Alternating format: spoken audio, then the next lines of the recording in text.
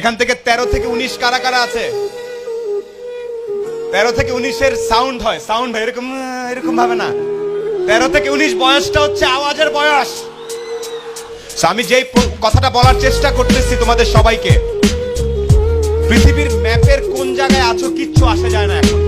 আবারও তোমাদেরকে বলি, যারা ইয়াং এখানে 13, 14, 15, 16 ভাবতেছে আমি তো সিংড়া, আমি তো নাটোর, আমি কি পারবো, আমি তো এখনো বডি স্প্রে ব্যবহার করতে পারি না, আমার তো জামাটা লুজ, আমার তো টাকা নাই, কি হবে, আমি তো চুলের স্টাইল পারি না।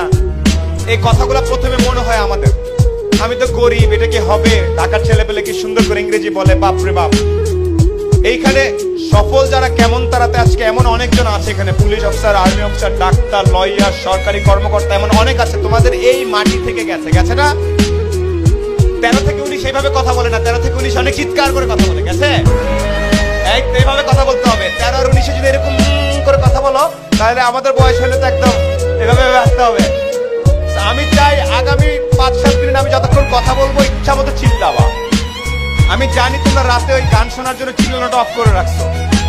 আমি একটা কিছু কথা বলি, 13-19-এর যারা আছো, আমার নাম সোলায়মান সুখন, আমার বয়স, আচ্ছা এটা না বলি, হ্যাঁ দেখা বোঝা যায় না। আমি এখনো এটা অনেক জায়গায় বলেছি, একটু উদাহরণ দেই। যেহেতু আজকে মন্ত্রী মহোদয় ডেকে এত বড় উঁচু একটা স্টেজে বসাইছে, তার মানে আমি বোধহয় কিছু একটা করছি লাইফে। নাহলে তো ডাইকা নিয়ে ঢাকা থেকে আবার প্লেনে করে নিয়ে আসে, আনার কথা না। পৃথিবীতে একটা জিনিস মনে রাখবা, বিনা পয়সায় কিছু হয় না। তুমি কিছু দিলে তারপরে তুমি কিছু পাবা। এটা সবচেয়ে আমাদের সবার মন খারাপ হয়ে যায়, আমাকে ডাকলো না কেন, আমাকে সম্মান দিল না কেন, আমাকে ট্যালেন্ট পুলে বৃত্তি দিল না কেন, কারণ তুমি ভালো একটা খাতা জমা দিতে পারো নাই। এই জন্যে আমি আবারও ব্যাক করি, আমি সোলায়মান সুখন। আমার কৈশোর পর্যন্ত 16-17 বছর পর্যন্ত ঈদে যদি আমি প্যান্ট নিতাম, তাইলে আমার ভাই জামা নিতে পারবে, এইরকম পরিবার থেকে আমি উঠে আসছি। আমার বাবা ছিলেন আর্মির একজন সার্জেন্ট, যেটাকে আমরা হাবিলদার বলি। আমরা ছিলাম 5 ভাই বোন। সে অবস্থা থেকে আল্লাহর রহমতে এখন অনেক ভালো জায়গায় আছি। এই গল্পটা ছোট্ট করে একটু বলবো। আমি নর্মাল বিভিন্ন জায়গায় পড়াশোনা করছি। গাড়ির সিট বেল্ট কেমনে বাঁধতে হয় সেটা আমি আসলে 18 বছর পর্যন্ত জানতাম না। গাড়ির সিট বেল্ট এদিক থেকে টাই না এদিকে বাঁধতে আমি জানতাম না।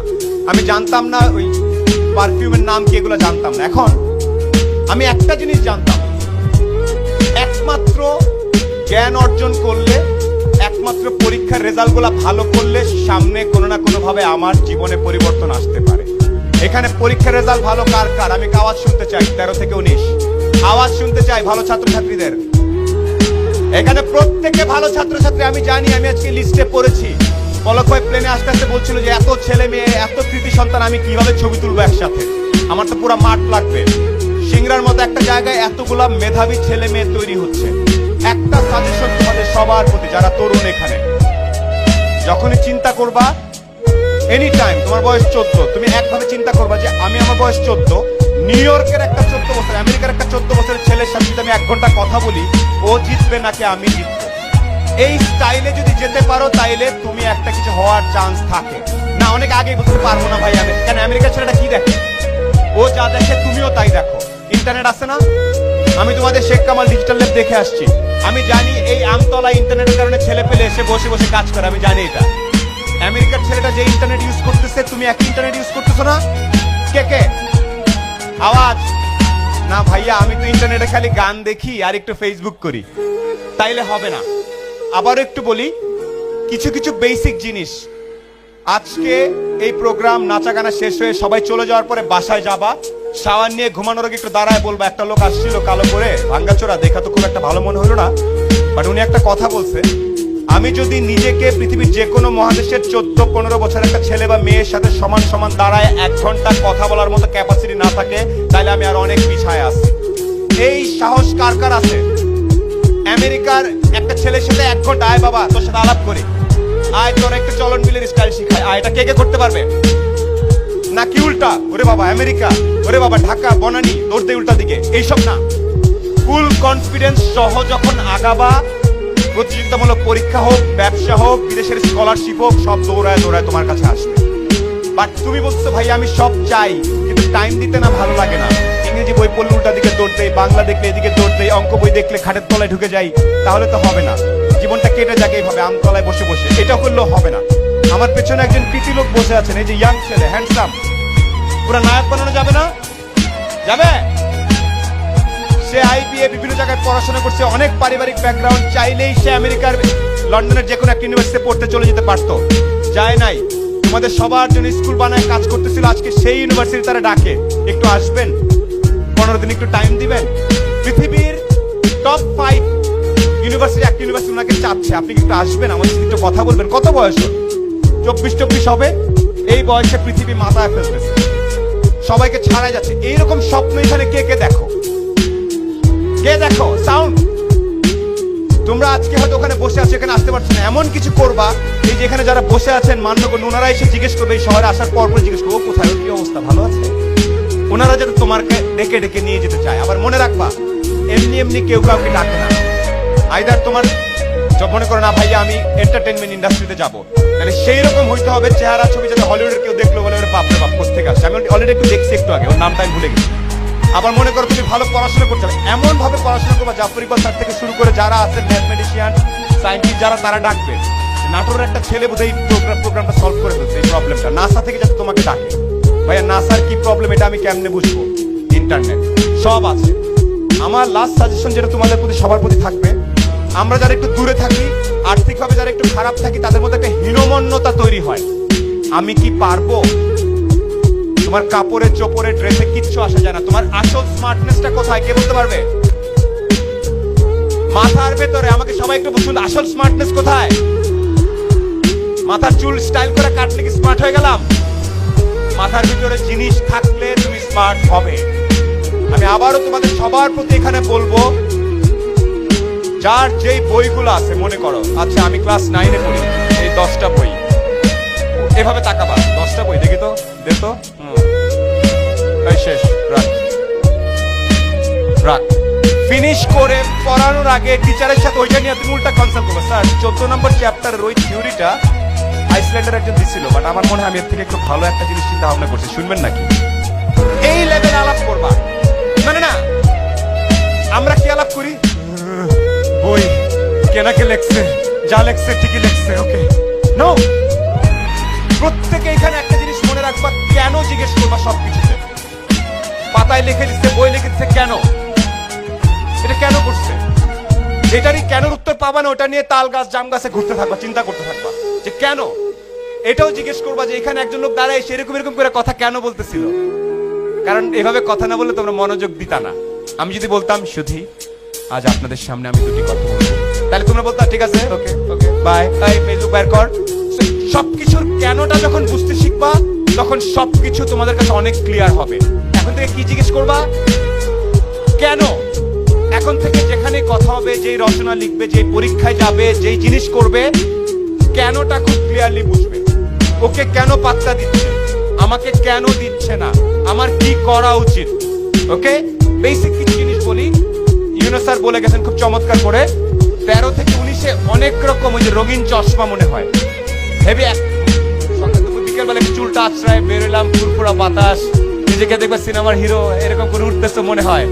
পাঁচ দিয়ে একজন মেয়ে যাচ্ছে, একটা বাজে কথা বলে দিলাম, স্মার্টনেস না। এই বয়সে প্রত্যেকটা ছেলেকে বলবো, কোনোদিন যেন ইফটিজিং এর মতো একটা বাজে জিনিস তোমার মাথা থেকে বের হয় না। একটা রিয়েল পুরুষ, একটা রিয়েল ছেলে স্মার্টনেস দেখানোর জন্য কখনো কাউকে উত্তক্ত করে না। তোমাদের এই এলাকার প্রত্যেকটা মেয়ে যেন স্মার্টলি নির্ভয়ে পড়াশোনা হাঁটাচলা করতে পারে, সেটা ছেলেদের দায়িত্ব। তোমাদের করতে পারবে তোমরা? এইটা হচ্ছে 1 নাম্বার স্মার্টনেস। 2 নাম্বার